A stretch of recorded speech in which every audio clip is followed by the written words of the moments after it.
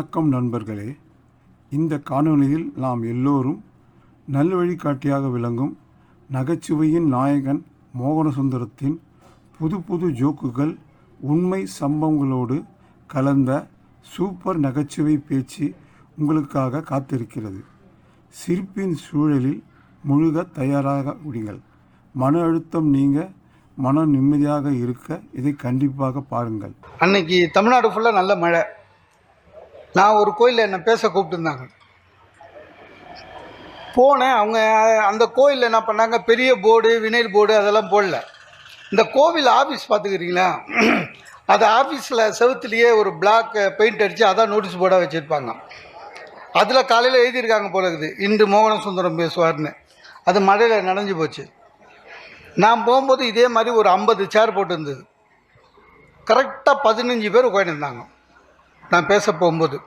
அப்போவே நினச்சேன், இன்றைக்கி நமக்கு சந்திராஷ்டமோ, ஒன்றும் பண்ண முடியாதுன்னு.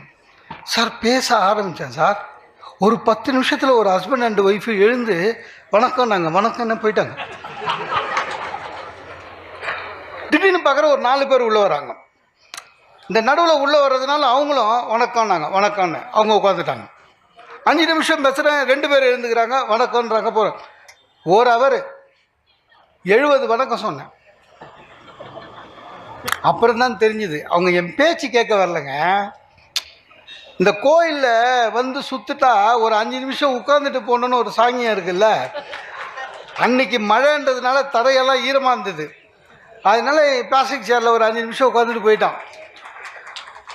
அதனால் நீங்கள் எப்போ போவீங்கன்னு தெரியல, பயமாக இருக்குது. ஆனால் இந்த மாவட்டத்து மக்கள் கொஞ்சம் ரசிப்பீங்க இருப்பீங்கன்ற ஒரு நம்பிக்கை. அதுவும் இல்லாமல் நான் ஜெயராமன் சார்கிட்ட அப்போவே சொன்னேன், நான் எப்போ பேசணுன்னு. ஈவினிங் தான் சார்னு. நான் என்ன நினச்சினேன், நம்ம ஊர் ஸ்டைலில் ஈவினிங் தான் ஆடுறேன்னு நினச்சேன். 3 நாள் முன்னால் சொன்னார், கரெக்டாக 2:30க்கு ஆரம்பிச்சிடலான்னு.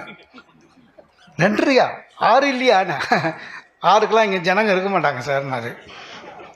எனக்கு 2:30 இன்னொரு பயம். அதுக்கு நான் காலையிலேயே பேசிட்டு போயிருப்பேன். ஏன்னா இந்த 2:30 மணின்றதுங்க சாப்பிட்டு முடித்து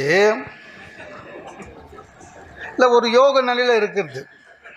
உங்களை நான் எழுப்பி அதுக்கப்புறம் பேசி, அதனால ஒன்றும் இல்லை, நான் பெரிய கருத்து சொல்லவா வந்தேன், அதெல்லாம் ஒன்றும் இல்லை.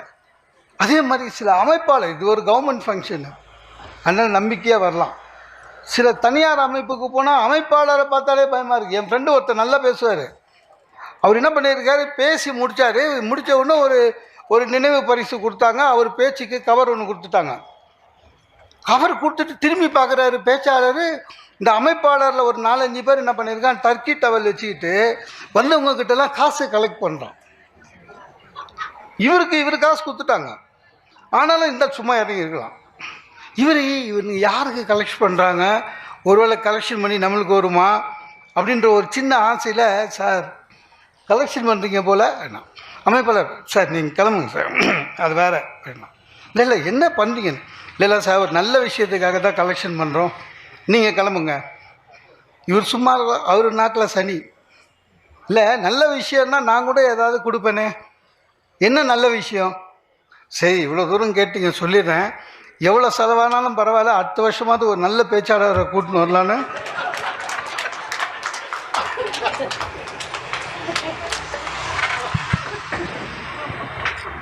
நல்ல பேச்சாளரை கூட்டின்னு வரலான்னு இப்போத்துலேருந்தே கலெக்ஷன் பண்ணுறோம். அப்படியே வச்சு இது உண்மையிலேயே கல்வித்துறை இல்லாமல் எல்லா பொதுமக்களும், எஸ்பெஷலி எந்தெந்த குடும்பங்களிலே குழந்தைகள் வளர்கின்ற குடும்பங்கள், உண்மையிலேயே நம்முடைய தமிழக அரசுக்கு நன்றி சொல்லுகிற ஒரு நாளாக இது அமையும். ஏனென்றால் சார் புத்தக திருவிழா நடக்கும், ஆனால் எல்லா மாவட்டத்திலையும் நடக்காது. சில மாவட்டங்களில் நடக்கும். அதுலேயும் சில மாவட்டங்களில் சிறப்பாக நடக்கும். சில மாவட்டங்களில் நடத்தணுமேனு ஒரு 2 நாள் நடத்துவாங்க, 1 நாள் நடத்துவாங்க. நிரந்தர புத்தக கண்காட்சின்றது சென்னையில் இருக்குது.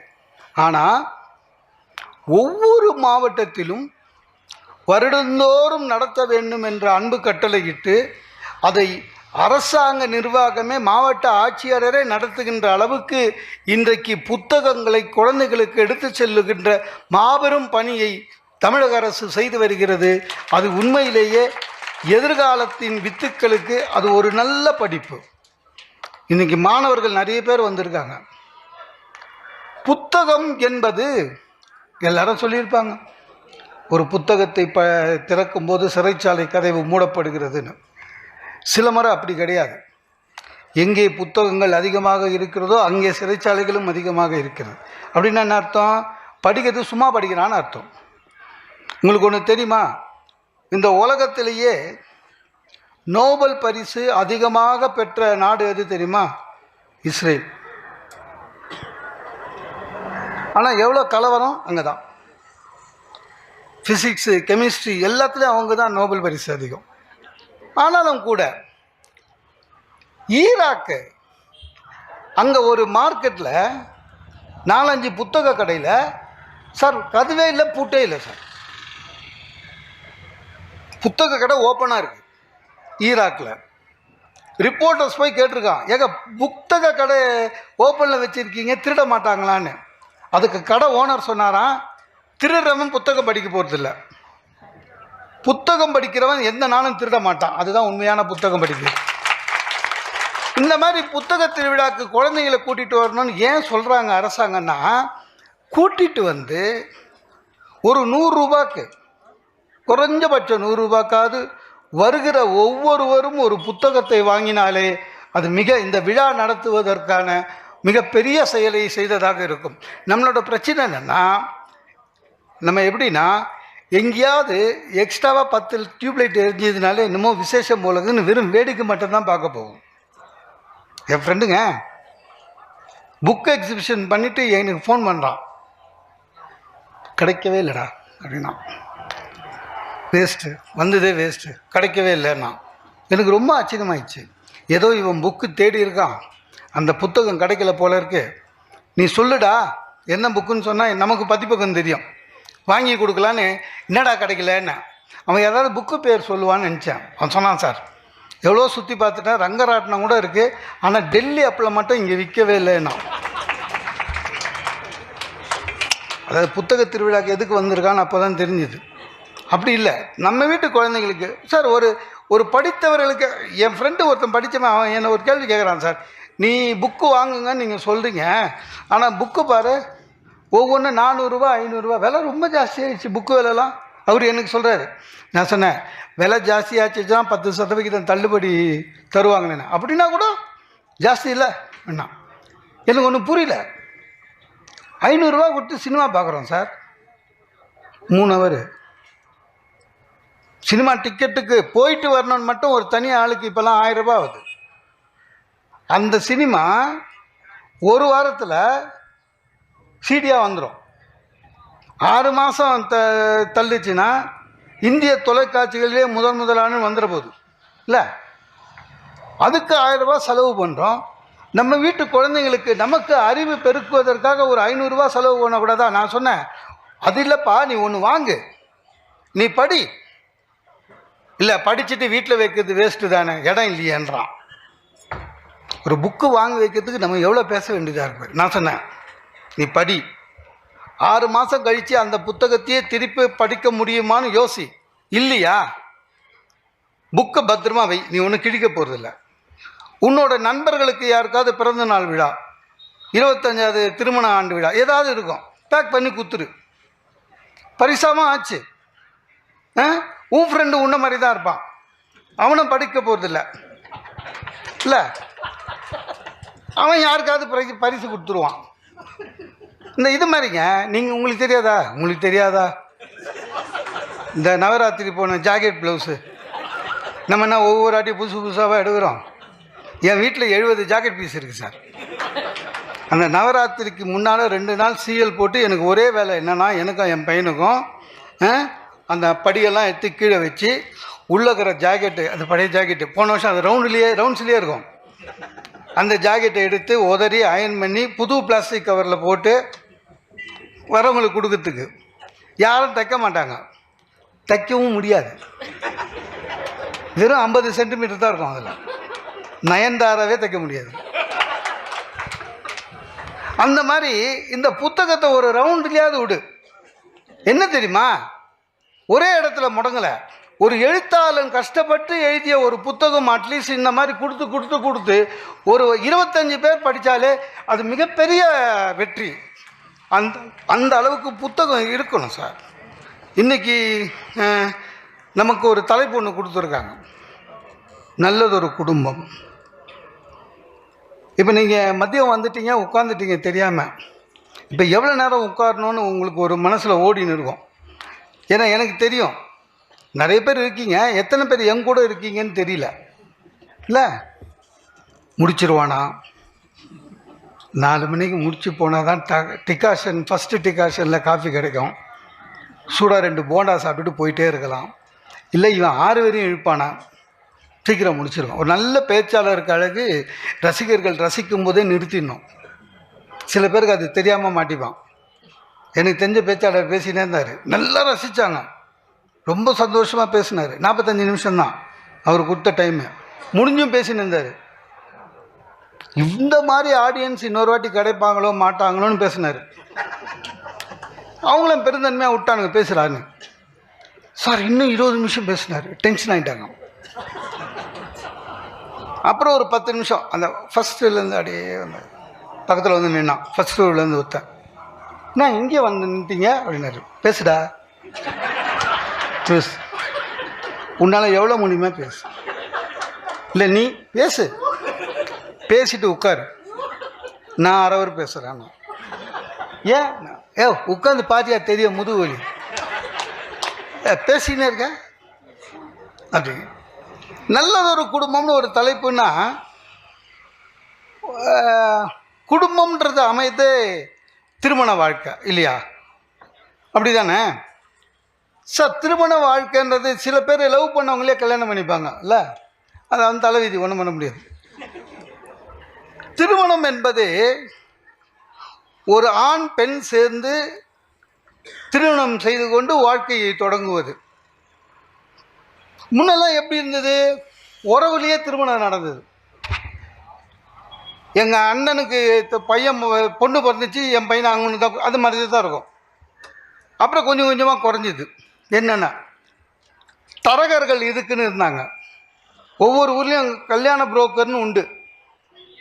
அவர் வந்து ஒரு 15 ஜாதகையும் ஃபோட்டோவையும் எடுத்துக்கின்னு அதை ரெனிவல் கூட பண்ண மாட்டார். அந்த 15 ஜாதகத்தையும் அதையே வச்சுன்னு நம்மளை ஏமாற்றி, அடக்கமான பொண்ணு எத்தனை வாரம் அடக்கமாக இருக்கும்னு சொல்ல மாட்டான். படித்த பொண்ணு கிளி மாதிரி இருக்கும்னு அந்த பொண்ணு 7 வருஷத்துக்கு முன்னால் எடுத்த ஃபோட்டோ காமிச்சு ஏமாற்றி கல்யாணம் பண்ணி வச்சுருவாப்புல.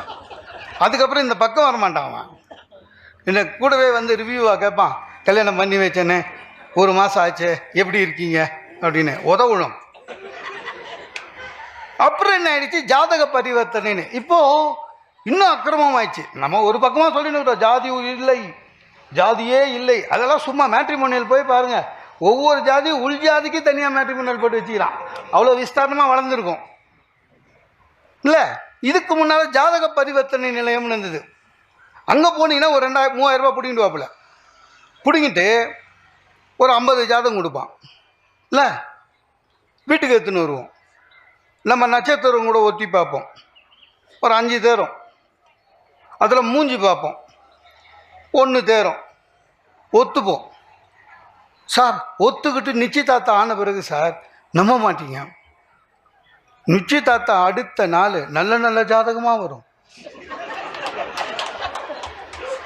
எனக்கு வந்திருக்குங்க. நிச்சயதார்த்தம் ஆன அன்னைக்கு அடுத்த நாள் நல்ல ஜாதகம் சார். பையனுக்கு கார் வாங்கி தரேன், பொண்ணுக்கு சொந்த வீடு வைக்கிறேன். நான் கூட எங்கள் அப்பா கிட்ட கேட்டேன், அப்பான்னு கதம் முடிஞ்சது தான். அப்படிதான் இந்த ஞாயிற்றுக்கிழமையில் கல்யாண மாலையை பாருங்களேன் கொஞ்சம். அந்த மோகன் சார் பாவம், அவருக்கு அதுக்கே பரிசு தரணும் சார். பொறுமையாக உட்காந்து இவனுங்க கேட்குற கேள்விக்கெல்லாம் பதில் சொல்லி, அதுவும் சிரிச்சா மாதிரியே பேசுவார். பார்த்துக்கிறீங்களா? இந்த பொண்ணு எப்படி வேணும்னு கேட்பானுங்க சார். மாப்பிள்ளை அப்பா சிரிப்பாக இருக்கும். ஒரு ஆசையே, ஒரு அளவில்லை ஆசைக்கு பொண்ணு எப்படி சார் உங்களுக்கு பொண்ணு எப்படி வேணும்? அவர் பொண்ணுக்கு அப்பா, சார் அழகாக இருக்கணும், நல்லா படிச்சிருக்கணும், நல்ல வேலையில் இருக்கணும், கை நிறைய சம்பாதிக்கணும், வீட்டுக்கு அடங்கின பொண்ணா டேய் ஒரு அளவு, அழகாக இருக்கணுன்ற, படிச்சிருக்கணுன்ற, வேலைக்கு போய் சம்பாதிக்கணுன்ற, அப்புறம் அடக்கமாகவும் எப்படியா இருக்கும்ல, அது அந்த காம்போலியே வராது. நம்ம ஏதோ ஆசைப்படுவோம் சார், நமக்கு ஆசை உண்டு. இப்போ இருக்கிற பையனுங்களாம் இப்படி ஒரு தமன்னா மாதிரி வேணும்னு எதிர்பார்ப்பான். கோவை சர்லா மாதிரி தான் மாட்டோம். இப்போ நம்மளே பெண்களும் அப்படி தான், விஜய், அஜித்து, நாகேஷ் மாதிரி நம்ம தான். இல்லை உண்மையிலேங்க இறைவன் கொடுத்த வரம் மனைவி அமைவதெல்லாம். சார் சைனாவில் ஒரு பழமொழி உண்டு சார், தாரமும் குருவும் தவத்தின் அளவை. அப்படின்னு என்ன அர்த்தம்?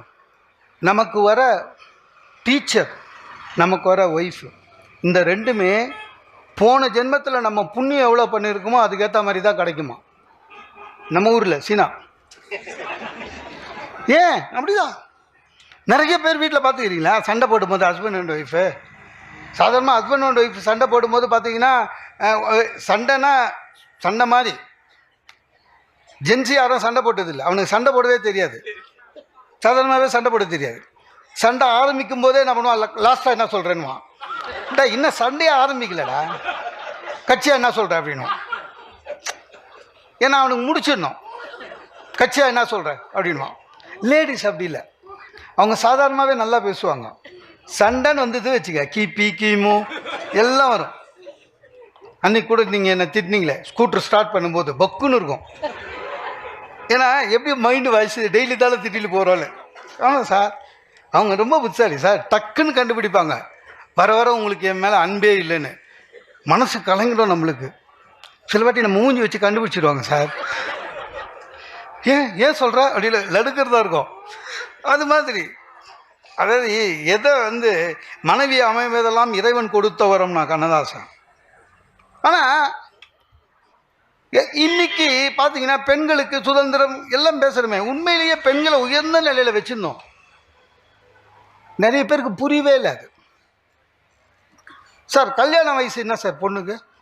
18. இப்போ 21 மாற்றிருக்காங்க, இன்னும் நடைமுறைக்கு வரலை. இருந்தாலும் வீடுகளில் ஒத்துக்க மாட்டாங்க 21 வரையும். ஆண்களுக்கு 21, அதாவது அவங்களுக்கு 18 ஆகிடும். நமக்கு 21 இல்லை 25 ஆனாலும் பேச்சே ஆரம்பிக்க மாட்டாங்க. நான் ரொம்ப கஷ்டப்பட்டிருக்கேன், வேலைக்கு போய் சம்பளம்லாம் வாங்க ஆரம்பிச்சிட்டேன். 27 வயசு ஆச்சு, எப்படிங்க கேட்க முடியும் எனக்கு கல்யாணம் பண்ணுங்கன்னு? கூச்சமாக இருந்தது. வீட்லேயும் அதை பற்றி இப்படி இப்படி இப்படி பேசுவாங்க. எவனாவது இன்விடேஷன் வைக்கும்போது நம்ம மோகன் கூட கல்யாணம் பண்ணோம் ஏதோ ஒன்றும் பேசவே மாட்டாங்க. அப்புறம் நானே ஒரு நாள் கூச்சத்தை விட்டு எங்கள் அப்பா கிட்ட சொன்னேன், எங்கள் ஆஃபீஸில் எல்லா பேருக்கும் எல்லாருக்கும் கல்யாணம் ஆயிடுச்சு பாருங்க, என்ன இப்போ அதுக்குன்னு கம்முனுங்குது. அப்போ எங்கள் அம்மா சொன்னாங்க, அதே பேரா உனக்கு 2 தங்கச்சி இருக்குது, அது முடிச்சுதான் பண்ணோம். 2 தங்கச்சி சார். முதல் தங்கச்சிக்கு 18 வயசு முன்னே கல்யாணம் மாப்பிள்ளை பார்த்து 19 வயசில் கல்யாணம் பண்ணி கொடுத்துட்டோம். கல்யாணம் பண்ணி கொடுத்தோமா, ஆடி தீபாவளி முதல் தலைப்பிரசவம் எல்லாம் முடிஞ்சு 1.5 வருஷம் ஓடிடுச்சு. 2ஆவது தங்கச்சிக்கு 18 வயசு ஆயிடுச்சு. அதுக்கு ஆடி தலைப்பிரசவம் எனக்கு 32 வயசு ஆயிடுச்சு. பொண்ணு பார்ப்பாங்கன்னு பார்க்குறேன், முதல் தங்கச்சிக்கு 2ஆவது பிரசவத்துக்கு வருது. லோனெல்லாம் இதுக்கு வாங்கி அழிஞ்சேன். ஏன் கல்யாணத்தை பற்றி பேசவே இல்லை. எங்கள் அப்பா கிட்ட சொல்கிறேன், என் ஆஃபீஸில்ப்பா கல்யாணம் ஆச்சுன்னு சொன்னல, அவன் குழந்தைக்கு பிறந்த நாள்ப்பா அப்படின்னா. அதாவது இப்போது புரிஞ்சுக்குப்பான்னு அர்த்தம். அதுக்கு எங்கள் அப்பா, போயிட்டு வாயேண்டா, இதெல்லாம் ஏன் என்கிட்ட பர்மிஷன் கேட்குறேன்னாரு. ஐயா போகிறதுக்கா பர்மிஷன் கேட்குறோம்? அப்புறம் ஒரு வழியாக ஆய் தொலைஞ்சுது. ஆனால் பெண்களுக்கு பாருங்கள் 18 வயசில் ஷார்ப்பாக நடக்கும். சார் அந்த காலத்துலேயேங்க சுயவரம் இருந்ததுங்க. அது என்ன அநியாயம் இல்லை? எப்படி எல்லா நாட்டு இளவரசரும் நல்லா ட்ரெஸ் பண்ணிட்டு போய் பாவமாக உட்காந்துப்பான். அந்த பொண்ணு வரும், யார் இளவரசி, அது கையில் மாலை எடுத்துன்னு யாரை பிடிக்குதோ அவங்களுக்கு கல்யாணம் பண்ணி மாலை போட்டுருமா, மீதி பேர்லாம் வீட்டுக்கு போயிடணும். அப்போ பெண்களுக்கு எவ்வளோ சுதந்திரம் இருந்தது பாருங்கள். ஆண்களுக்கு அப்படி கிடையாது, பெண்களுக்கு அவ்வளோ சுதந்திரம் இருந்தது. பெண்களுக்கு எப்போவே நம்ம மரியாதை கொடுத்துருந்தோம். நிறைய பேருக்கு புரியல. ஒரு பொம்பளை பிள்ளை சார், 4 வயசு புள்ள, பொம்பளை குழந்தை, துருன்னு இருந்தது வச்சுங்க, குச்சுது எழுந்தது குச்சுதுன்னா யாருமே திட்ட மாட்டாங்க சார் அந்த குழந்தைய. க்யூட் பேபி அப்படின்வாங்க. பார்த்துக்கிட்டீங்களா? பொம்பளை குழந்தையா இருந்தா. இதே பையனா குழந்தையா இருந்தால் குரங்கு வால் ஒன்று தான் உனக்கு இல்லைன்னுவாங்க. அது ஆமாம், நமக்கு மட்டும்தான் அது. காலேஜில் கூடங்க படிக்கும்போது பொம்பளை பசங்க சந்தேகம் கேட்டால் வெரி குட் கொஸ்டின், யார் ப்ரொஃபஸரு அப்படின்னு நின்று நிதானமாக ஆன்சர் கொடுப்பாரு. நம்ம சாதாரணமாக சந்தேகம் கேட்க மாட்டாங்க, புரிஞ்சதானே கேட்கறதுக்கு. என்னைக்காவது ஒரு நாள் சார் அப்படின்னா என்னடா ஒரு சந்தேகம், சந்தேகம் சொல்லிட்டா ரேங்க் வந்துருவியா? ஓகே. பெண்களுக்கு எப்பவுமே துணி கடைக்கு போங்க சார், 8 மாடி கட்டி வச்சுக்கிறான் துணி கடையில். Ground floor, first floor, second floor, third floor எல்லாம் லேடிஸ். நான் கேட்டேன் ஜென்ஸ் இது எங்கடான்னு. 8வது ஃப்ளோருன்னா. அங்கே போய் பார்த்தா ஆளே இல்லை. ஏன்னா அவனுக்கு தெரியுது இவனுங்கெல்லாம் இங்கே வந்து வாங்க மாட்டான்.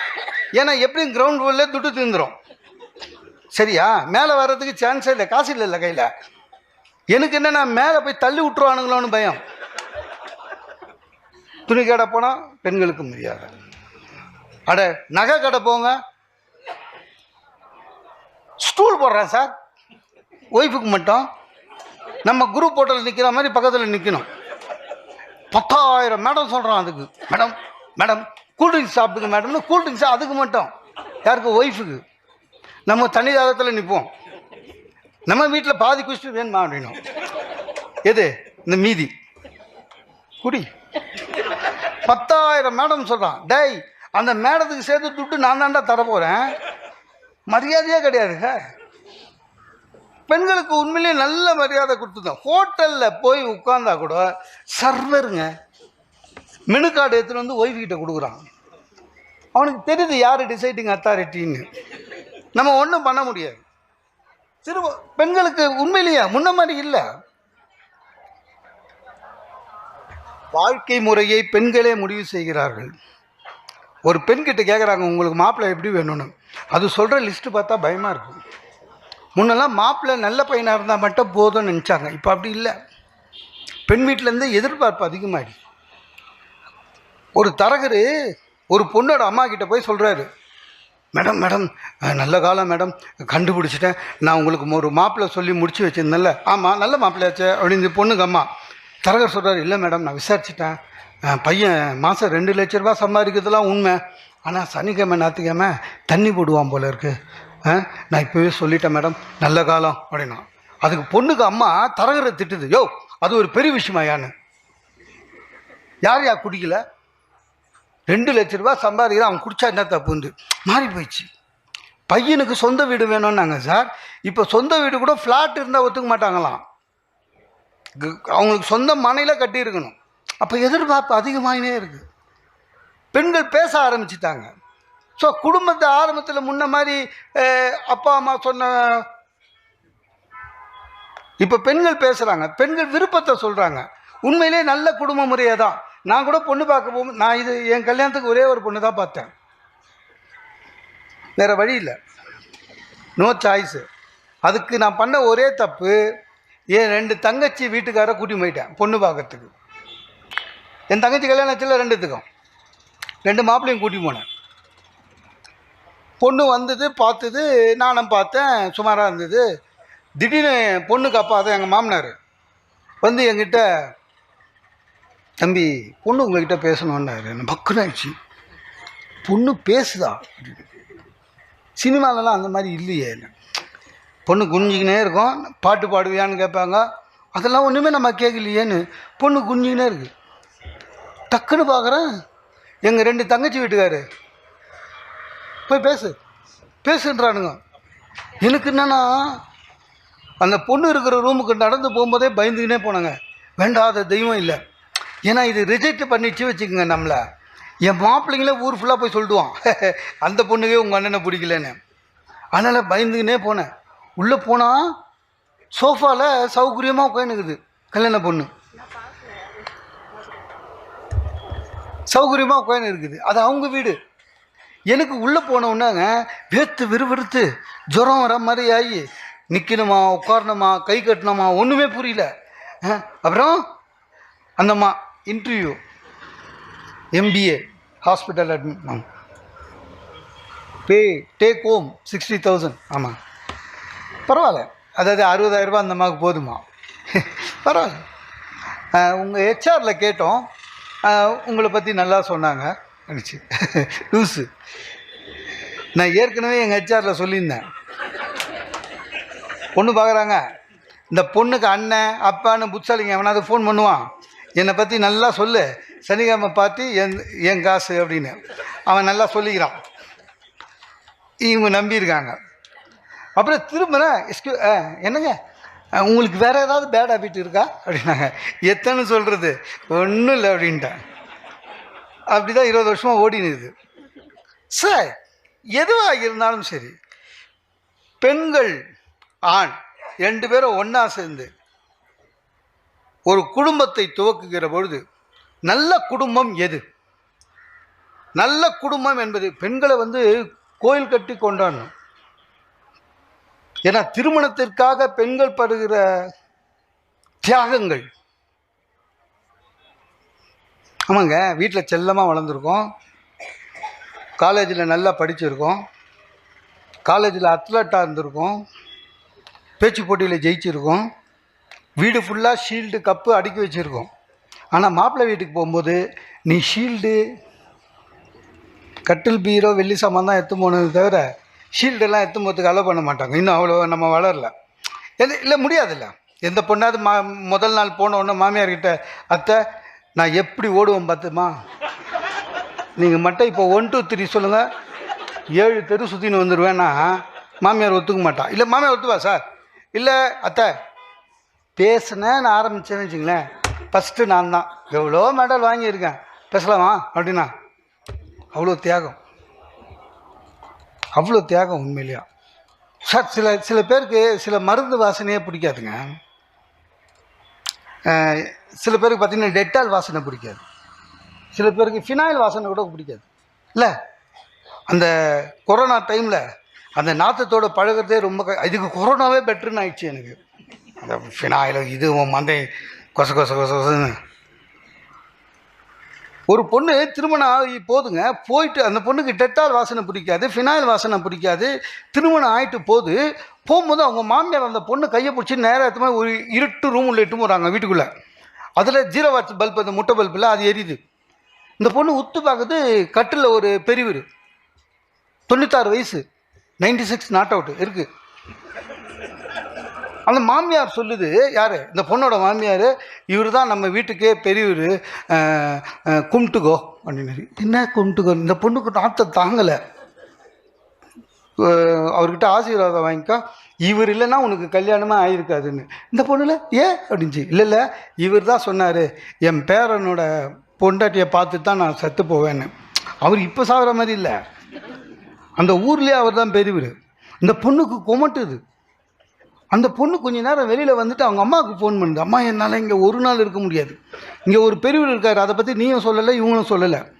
அந்த ரூம் ஃபுல்லாக நாத்தம், பெட்டாயில் நாத்தம், என்னால் முடியல, எனக்கு வாந்தி வருது. இந்த பொண்ணு அதுக்கு அவங்க அம்மா கல்யாணம் பண்ணி கொடுத்தாச்சுல, பொண்ணுக்கு அம்மா அங்கேருந்து ஃபோன் பண்ணுது, கவலைப்படாதம்மா, நங்கநல்லூர் ஆஞ்சநேயர்கிட்ட வேண்டிக்க வடமாலை போடுறேன்னு. அப்படின்னா அர்த்தம் வேண்டிக்க சீக்கிரம் அனுப்பிச்சிருந்தேன் பெரியவரை. அதான் அனுமாருக்கு வேறு போர்ட்ஃபோலியோ தருது அந்த அம்மா. நம்ப மாட்டீங்க, 6 மாதம் அதே பொண்ணு அவங்க அம்மாவுக்கு ஃபோன் பண்ணுது, இன்றைக்கி தாத்தா என்கிட்ட பேசினாருமாந்து.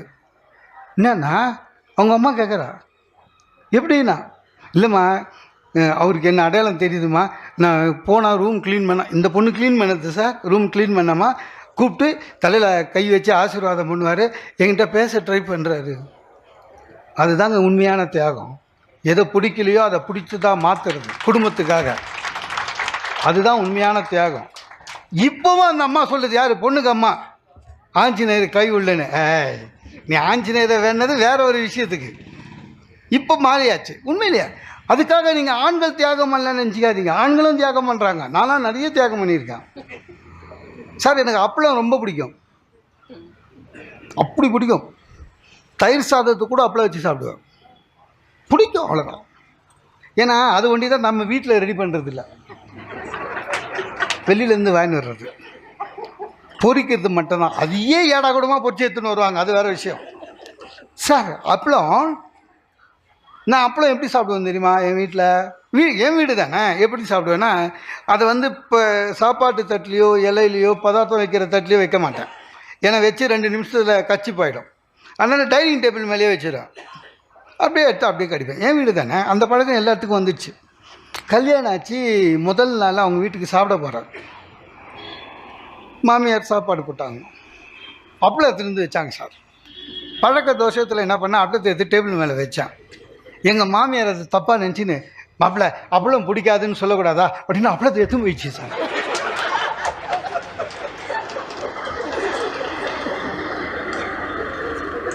இந்த வடிவேலு ஒரு படத்தில் வடை போச்சேன்னு அந்த மாதிரி அப்பளம் போச்சே அப்படி.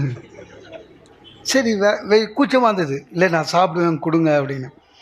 வீட்டுக்கு வந்துட்டேன். வீட்டுக்கு வந்துட்டு என் ஒய்ஃபு அப்பளம் எனக்கு பிடிக்காதுன்னு நினச்சின்னுக்கிறான். அன்றைக்கி சாப்பிட்டுக்கிற மேலகிற எங்கள் அக்கா வராங்க. எங்கள் அக்கா ஒரு பெரிய இது, என் ஒய்ஃப்கிட்ட ஏம்மா அப்பளம் வறுத்து வைக்கல அப்படின்னாங்க. என் ஒய்ஃப் எங்கள் அக்காவுக்கு சொல்லுது, அவருக்கு அப்பளம் பிடிக்காது அண்ணி. எங்கள் அக்கா ஒன்றே ரொம்ப மாறிட்டேடா கல்யாணத்துக்கு அப்புறம். சார் நாங்கள் அப்பளத்தை தியாகம் பண்ணியிருக்கோம். ஐயா தியாகம் எல்லாருக்கும் வர சார், அது ஒன்றும் பெரிய விஷயம். எதுவாக இருந்தாலும் சரி, குடும்ப பெண்ணு சில சமயம் ஆதரவு வைப்பாங்க. நான் திருமணம் ஆனவுடனே அவங்களுடைய ஆசை நிராசையாக ஆகிடக்கூடாது. நிறைய பெண்கள் வந்து ஐஏஎஸ் எழுதணும்னு ஆசைப்பட்டிருப்பாங்க, அவங்க வீட்டில் கண்டிஷனாக கல்யாணம் பண்ணி வச்சுருப்பாங்க இல்லையா?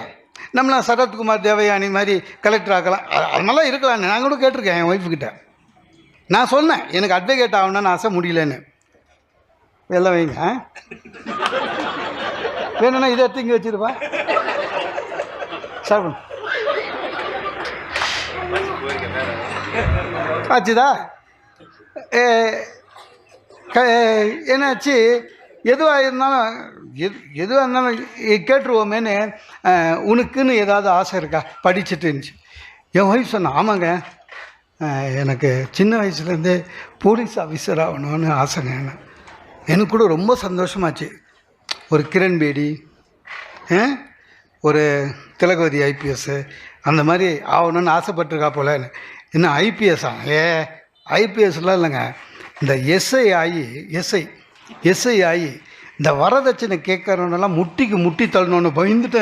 ஏன்னா எங்கள் அம்மா அவங்கக்கிட்ட கேட்டு ஸ்கூட்ரு வாங்கி கொடுத்தாங்க எனக்கு, முட்டி தட்டி பயங்கரமாக அப்படின்னு.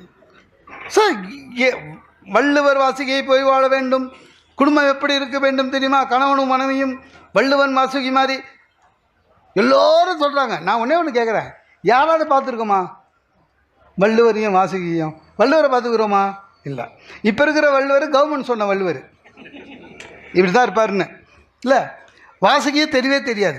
ஆனால் நம்ம எல்லாமே அளந்துடுறோம். ஒரு திருமண வாழ்த்துக்கு போனால் கூட நீங்கள் வள்ளுவரை நான் கேட்குறேன், என்றைக்காவது வாசுகி வள்ளுவரை திட்டாமல் இருந்திருப்பாங்க? ஏங்க வேலை வெட்டி பார்க்காம காலங்காலையில் சார் ஓலையில் எழுதுறது ரொம்ப கஷ்டமான வேலை. A4 எழுதுறது இல்லை, எரேசர் கிடையாது, ஒயிட்னர் கிடையாது. அதுவும் இல்லாமல் கீழே ஓலையை எடுத்து அப்படியே எழுத முடியாதுங்க, அதை பதப்படுத்தணும், அதுக்கேற்ற மாதிரி எழுத்தாணி பண்ணணும். இவ்வளோ வேலையும் செஞ்சுன்னு அவர் எழுதினே இருந்தால் திட்டிருக்கோம் அந்த அம்மா. எங்கள் சுகிசிவன் சொல்லுவார், ஒரு திருமணத்துக்கு போனவொடனே நீங்களும் கணவனும் மனைவியும் புரிஞ்சுக்க முடியாது. கணவனும் மனைவியும் ஒருவரை ஒருவர் புரிந்து கொள்ள முடியாது என்பதை புரிந்து கொண்டு, இல்லை அதான் உண்மை. ஆமாங்க அதான் உண்மை. சும்மா அதெல்லாம் பேச்சுக்கு பேசிட்டு போகக்கூடாது எல்லாமே. சார் உண்மையிலேயே நல்லதொரு குடும்பம் எது தெரியுமா? எந்த குடும்பம் ஒற்றுமையாக இருக்கிறதோ அவங்கக்கிட்ட பணமே தேவையில்லை சார், பணம் தேவையில்லை. அந்த வீட்டில் இருக்கிறவங்க பெரிய பதவியில் இருக்கணும்னு தேவையில்லை, சாதாரண கூலி வேலை செஞ்சாங்க கூட சரி.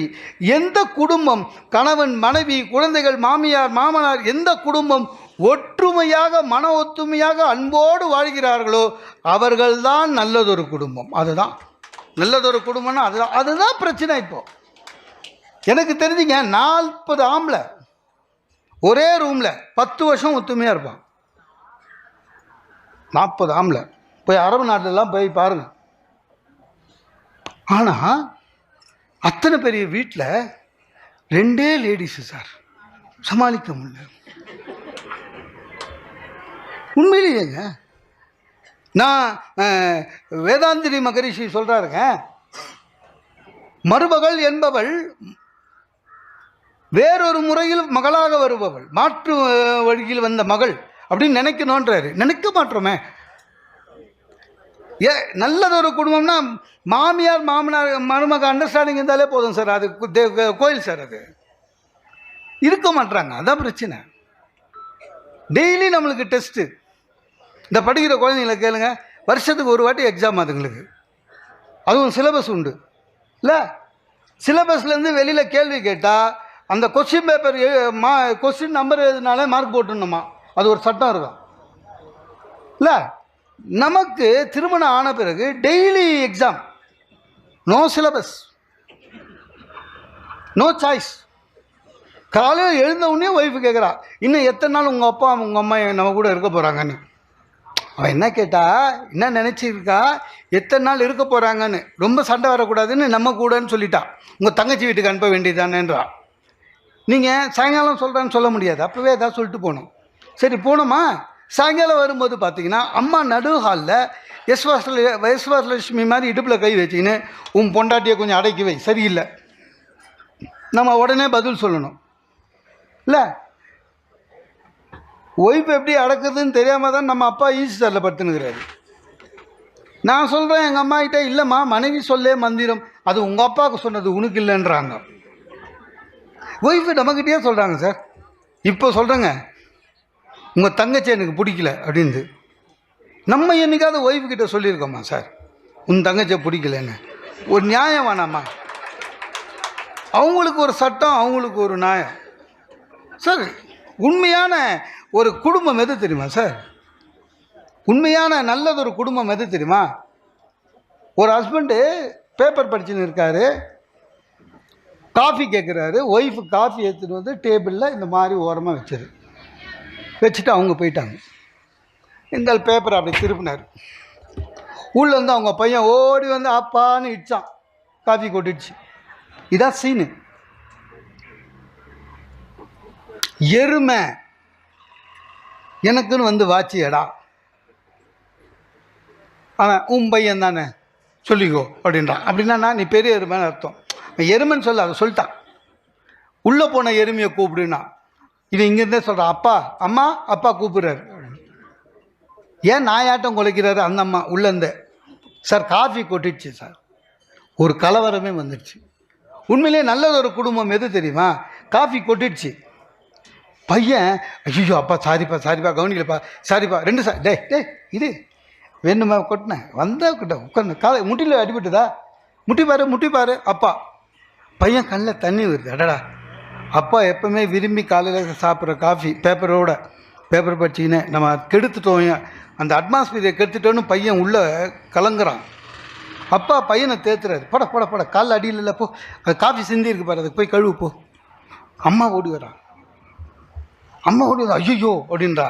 உடனே அப்பா சொல்கிறார், பையனை திட்டாத, என் தப்பு, நீ வச்ச உடனே குடிச்சிருக்கணும், நான் பெரிய பேப்பர் படிச்சுட்டேன். அப்பா அந்த அம்மா சொல்லுது, உங்கள் தப்பு இல்லைங்க, என் தப்புங்க. என்ன அவ்வளோ அவசரம் உள்ளே கெட்டு போச்சு, காஃபி வச்சேனே குடித்த உடனே அந்த மீதி கப்பை எடுத்துன்னு போயிருந்தாக்கா இந்த பிரச்சனையே வந்திருக்காது சார்.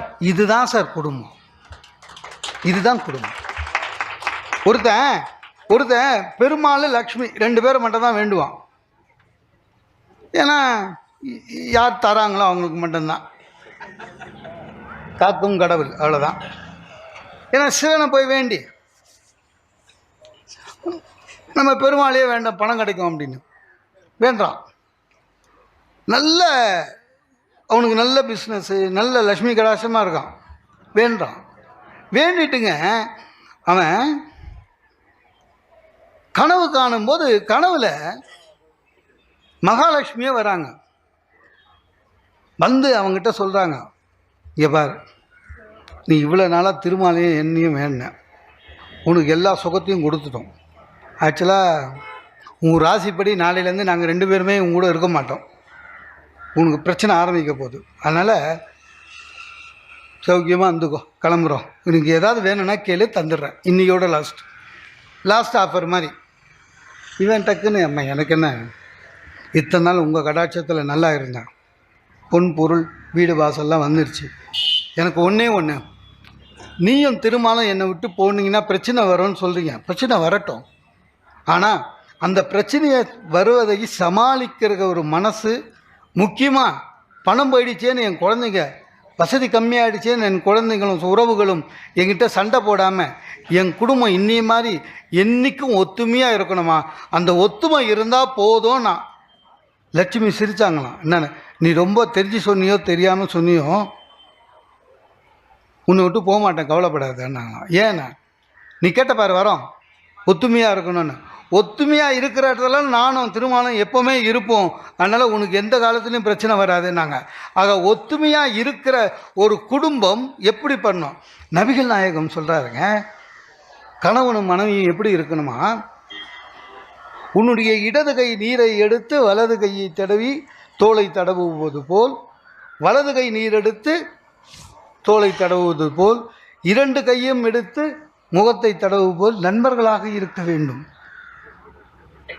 கணவன் மனைவி எப்படி இருக்கணும்னா, ஆண்டான் அடிமை, உன் வேலை என் வேலை அதெல்லாம் இல்லை, ரெண்டு பேரும் நண்பர்களாக இருக்கணும். இருக்க முடியுமா? இருக்காங்க. ஆனால் அந்த நண்பர்களாக வள்ளுவர் சொல்கிறாரு, நண்பர்களாக. வேதம் சொல்லுது சகி, தோழின்னு அர்த்தம். வேதம் சொல்லுது சகின்னு, இந்து மதம் சொல்லுது. ஆனால் இன்னும் ஒய்ஃபை நண்பராக எடுத்துக்கிற பக்குவம் நமக்கு வரலையான்னு தெரியல. எப்பாவது வேணும்னா மட்டும், பிரச்சனைனா மட்டும்தான் ஒய்ஃபுக்கிட்ட கேட்குறோம். அது கூட ஏன் வச்சு வாங்க நகை தருவாங்கன்னு. ஒய்ஃபை தன்னுடைய மந்திரியாக கருதணும், ஒய்ஃபு கணவனை நண்பனாக கருதணும். அந்த நட்பு வந்து விட்டாலே அந்த குடும்பம் நல்ல குடும்பம். வரல, அதுதான் பிரச்சனை. நான் அப்ராட்லலாம் பார்த்துக்கிறேன், அங்கே நிறைய பேர் சொல்கிறாங்க இந்தியாவில் அமெரிக்காவில் விவாகரத்து அதிகமாகிறது, அங்கே குடும்பம் சிதைந்து விட்டது. அதெல்லாம் சும்மா, இங்கே ஆறுதே இல்லையா? பெரிய கியூ நிற்குதுங்க ஹைகோர்ட்டில். தசராக்கு மெயின் கோர்ட்டே லீவு, இந்த கோர்ட்டு ஒர்க்கிங். ஏன்னா கும்பல் ஜாஸ்தி ஆயிடுச்சு விவாகரத்து கோர்ட்டு. ஆனால் வெளிநாட்டில் கணவன் மனைவியாக இருக்கிற வரையும் நண்பர்களாக இருக்காங்க சார். அங்கே பாருங்கள், ஹஸ்பண்டு தான் பாத்திரம் தொலைக்கிறான். நான் பார்த்துக்கிறேன் எல்லா வீட்லேயும். இந்த அமெரிக்காவில் போயிட்டு செட்டில் ஆகிட்டு இங்கே வந்து நம்மக்கிட்ட ரொம்ப பெருசாக அலட்டுவாங்க தெரியுமா? நான் America return, green card holder, citizen of American.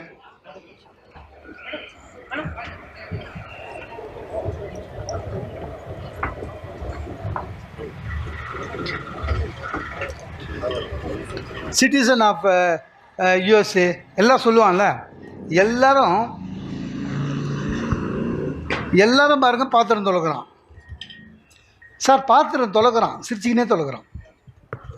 தொலைக்கினே ஒய்ஃபுக்கிட்ட கேட்குறான், டார்லிங் எனி அதர் வெசல், அது 2 குண்டா எடுத்து போடுது, அதையும் சேர்த்து தொலைக்கிறான் சார். தொலைக்கி முடிச்சோன்னா அந்த அம்மா thank you darling, I love you. நட்பு. ஆஃபீஸ் ரூமில் அவனுக்கு அந்த அம்மா ஹெல்ப் பண்ணுது, அவன் சொல்கிறான் அந்த அம்மா கிட்ட thank you darling, I love you. நண்பர்கள், கணவன் மனைவி தான் நண்பர்களாக இருக்கணும் சார். ஒரு நல்ல விஷயத்தை ஒரு நாட்டில் பார்த்துட்டு அதை இம்ப்ளிமெண்ட் பண்ணலான்னு என் வீட்டுக்கு வந்தேன். என் ஒய்ஃப் கிட்ட காஃபி கேட்டேன், அடுத்த நாள் காஃபி கொடுத்தாங்க, வாங்கிட்டு தேங்க்யூ டார்லிங், ஐ லவ் யூன்னு சோஃபாவில் உட்காந்து ஒவ்வொன்றும் அழுகுறா. ஏன்னா கல்யாணம் 20 வருஷம் ஆகுது சார், இது மாதிரி சொன்னதே இல்லை நான். அவன் ஏன் அழுகுறான்னா, லவ் யூ சொன்னதை நம்பலை, அது வேறு விஷயம். அவன் ஏன் அழுகுறான்னா, நான் யாருக்கோ சொல்ல வேண்டியதை இவகிட்ட சொல்லி ட்ரையல் பார்க்குறேன்னு நினச்சினுங்கிறான். கணவன் மனைவி ஒத்துமையாக இருக்கணும்னு மட்டும் இல்லை, எந்த இடத்திலும் கணவன் மனைவியையோ மனைவி கணவனையோ விட்டு கொடுக்காமல் இருக்கணும். ஒன்று கேட்குறாங்களா சார், எதுக்கும் வீட்டில் ஒரு வார்த்தை கேட்டு சொல்கிறேன், எங்கள் ஹஸ்பண்டுக்கிட்ட ஒரு வார்த்தை கேட்டு சொல்கிறேன், அதுதான் உண்மை சார். ஆதிசங்கரர் கதை தெரியுமா? ஆதிசங்கருடைய அப்பா சிவகுரு பிள்ளை, அம்மா ஆரியம்மாள். அவங்களுக்கு குழந்தை இல்லை, 2 பேருமே தூங்குறாங்க. சரியா? ஆரியம்மாள் கனவுல சிவனே வந்து சொல்கிறாரு, உனக்கு ஒரு குழந்தை உண்டு, ஆனால் உனக்கு எப்படிப்பட்ட குழந்தை வேணும்? அறிவார்ந்த பிள்ளை, ஆனால் சின்ன வயசுல செத்து போயிடுவான்.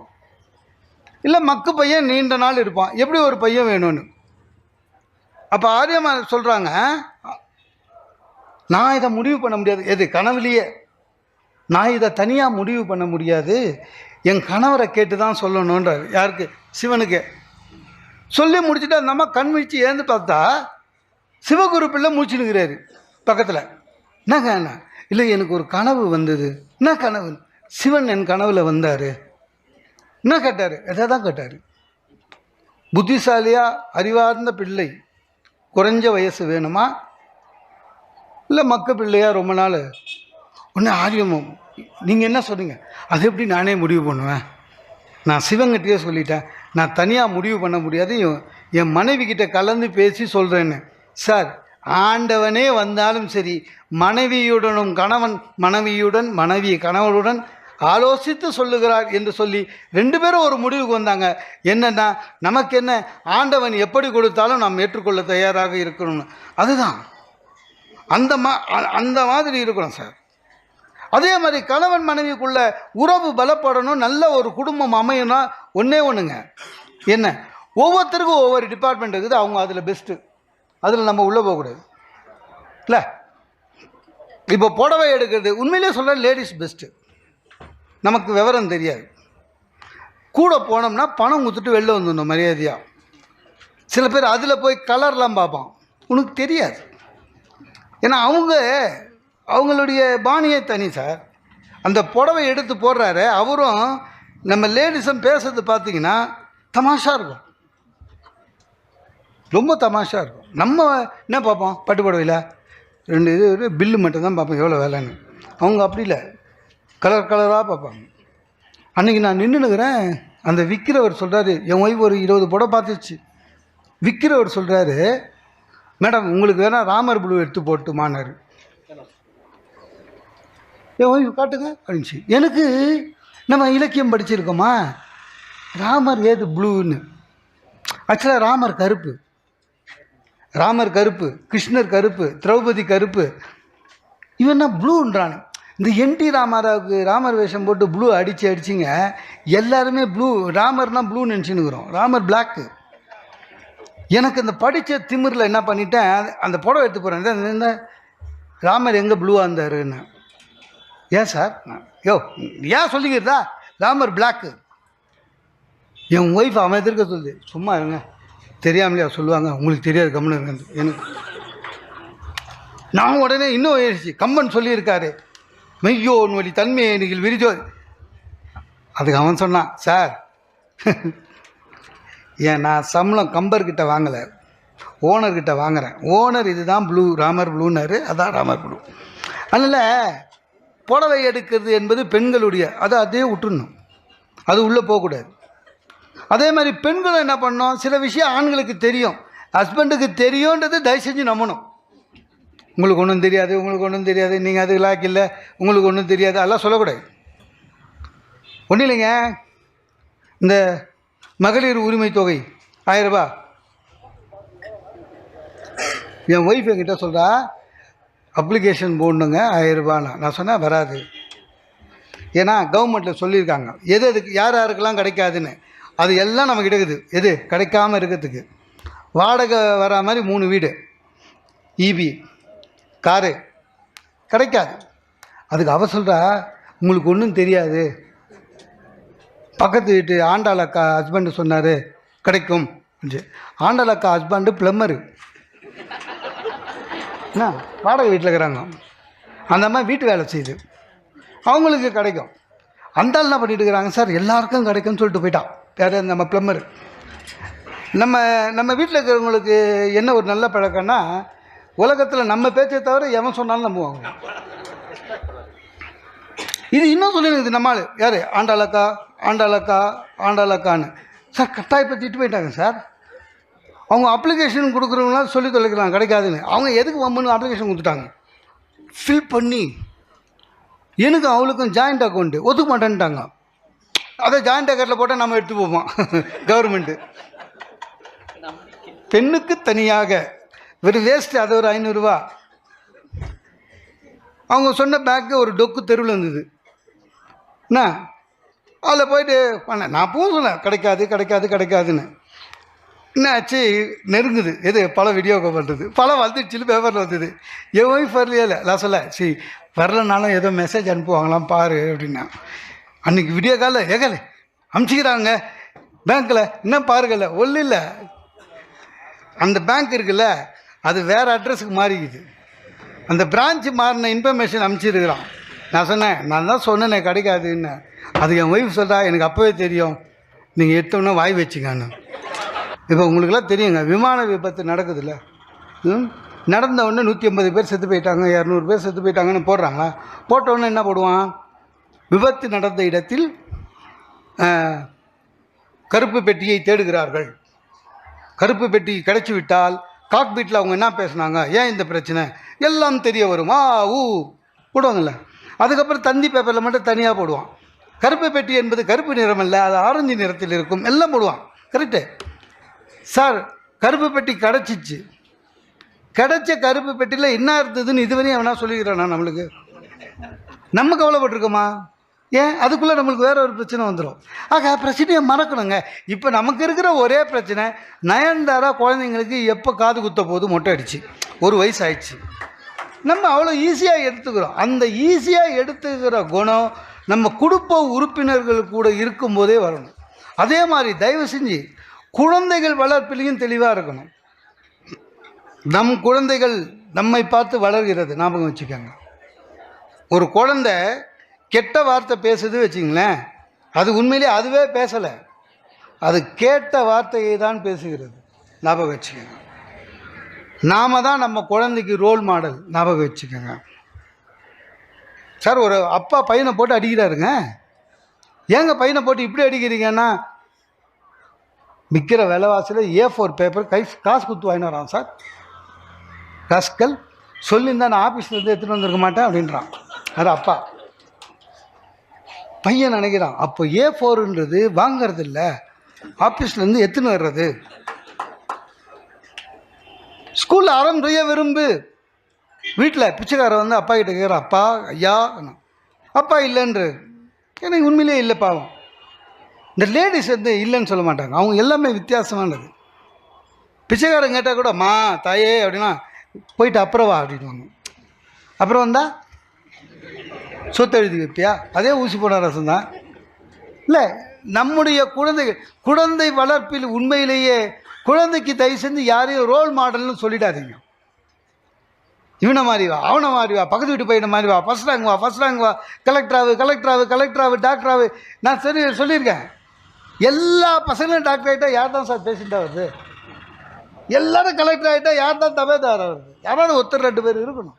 எல்லாமாவா ஃபஸ்ட் ரேங்க் வாங்க முடியும்? குழந்தைங்கள பிடிச்சி, அதுலேயும் இந்த பெண்கள் இருக்காங்க பாருங்கள், குழந்தைங்க மேலே பயங்கர அக்கறை. அவங்க குழந்தைங்க கிட்டேயே என்ன சொல்லிடுறது, அவங்க தான் அவனுக்கு அப்பாவை விட நான் தான் உனக்கு ரொம்ப கஷ்டப்பட்டு வளர்க்குறேன்னு குழந்தைகிட்டயே சொல்லுவாங்க. அது ரொம்ப ஆபத்து. ஏன்னா குழந்தை அப்பாவை 10 பைசாக்கு மதிக்காது இல்லை. முன்னெல்லாம் சார் என் பையன் சின்ன பையனாக இருக்கும்போது ஆஃபீஸில் போயிட்டு டயர்டில் வருவோம், வீட்டுக்கு வந்த உடனே காலையிலேருந்து நானே சமையல் பண்ணணும், வீடை பார்த்துக்கணும், அதை பண்ணணும். இந்த பையனை ஒரே சத்தம், தெரியாமல் வாய் விட்டேன். நான் சாயங்காலம் ஆஃபீஸ் வந்தோன்னே குழந்தைய பார்த்துக்கிறேன்னு. எனக்கு உண்மை தெரியல சார். உண்மையிலே காலையிலே அவளுக்கு 10 மணியோட வேலை முடிஞ்சிடுது. பையன் சாப்பிட்டு தூங்கிடுறான். சரியா? பையன் 5 மணிக்கு தான் எழுந்துக்கிறான் சார். எதுக்கு? ரவுடித்தனம் பண்ணுறதுக்கு. கரெக்டாக நம்ம 5 மணிக்கு தான் வரும். 6 மணிலேருந்து சீரியல் ஆரம்பிக்குது. ஸோ குழந்தைய நம்மக்கிட்ட கொடுத்துட்டு அவள் உட்காந்துடுறா ஓரமாக. நம்ம பையன்தான் இருந்தாலும் 8 கிலோ தூக்க முடியாது. அவன் இறங்க மாட்டான். இறக்கி விட்டால் மார்க்கர் பெண்ணை எடுத்து செவரெல்லாம் இருக்கிறான். சோஃபா மேலே ஏறி எஸ்கிமோ மாதிரி நடக்கிறான். வேடிக்கை காமிங்கன்னா குழந்தைங்க என்ன சார் 900 ஸ்கொயர் ஃபீட்டில் என்னங்க வேடிக்கை காமிப்பீங்க? சரி, நானும் வந்து அவனை கையில் தூக்கின்னு வெளியில் போயிட்டு எதிர் வீட்டில் இருந்த அம்மாவை பார்த்து ஆண்டி வர்றா, டாட்டா காமிடா, ஏதோ புதுசாக ஃப்ரெண்ட்ஸு பிடிக்கலான்னு பையனுக்குங்க. ஆண்டி வர்றான்ற அழுகுறான். ஏன்னா அவனுக்கு வந்து எப்படின்னா என் இடுப்பில் இருக்கணும், ஆனால் அவங்க அம்மா கிட்டேயே நிற்கணும்.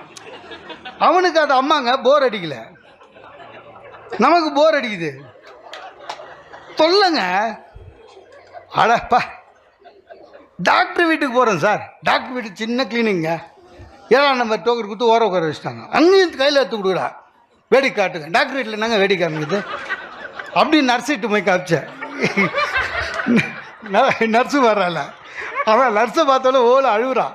அவளுக்கு தெரியும் அந்த பொம்பளை ஊசி குத்தோல். அதே மாதிரி ஆண்களும் தன்னுடைய மனைவியை குழந்தைங்கிட்ட விட்டு கொடுக்கக்கூடாது. ஞாபகம் வச்சுங்க. உங்கள் அம்மாவா மக்கு, உங்கள் அம்மா தெரியல, +2வே 7 வாட்டி எழுதுனா சொல்லக்கூடாது. குழந்தைக்கு அம்மா கிட்ட மரியாதை போயிடும். உங்கள் அப்பா தத்தி சொல்லக்கூடாது. அன்றைக்கி என் பையன் கேட்குறான், சார் WWFக்கு பேர் மாற்றிட்டாங்களாமே என்னான்னா. நான் சொன்னேன் WWFனா என்னான்னு. உண்மையிலேயே நீ டம்மி பீஸு பாடினா. யாரா சொன்னது? நான் அம்மா தான் சொல்லிச்சு அப்படின்ட்டு. ஒன்றே ஒன்று சொல்லுகிறேன், கணவன் மனைவி என்பவர் 2 கண்கள். ஒரு கண் கலங்கினால் இன்னொரு கண்ணிலும் கண்ணீர் வர வேண்டும். அதுதான் நல்லது ஒரு குடும்பம். ஒரு பெண், எங்கள் சுகிசிவன் சார் சொல்லுவார், ஒரு பெண்ணை அடக்கி ஆண் ஜெயித்து விட்டால் அந்த இடத்தில் ஆண் ஜெயித்தது என்ற அர்த்தம் அல்ல, அந்த இடத்திலே ஒரு மிருகம் ஜெயித்தது என்ற அர்த்தம். ஒரு ஆணை அடக்கி பெண் ஜெயித்து விட்டால் பெண் ஜெயித்தவள் அல்ல, அந்த இடத்திலே ஒரு பிடாரி ஜெயித்து விட்டாள் என்று அர்த்தம். ஆக அன்பு, பொறுமை, விட்டு கொடுத்தல் இருந்து குழந்தைகளை ஒற்றுமையாக அன்புடன் இருக்கிற குடும்பம் நல்லதொரு குடும்பம் என்று கூறி வாய்ப்புக்கு நன்றி பாராட்டி விட வருகிறேன். இந்த பேச்சு உங்களுக்கு பிடிச்சிருந்தா லைக் பண்ணுங்கள், ஷேர் பண்ணுங்கள், சப்ஸ்கிரைப் பண்ணுங்கள்.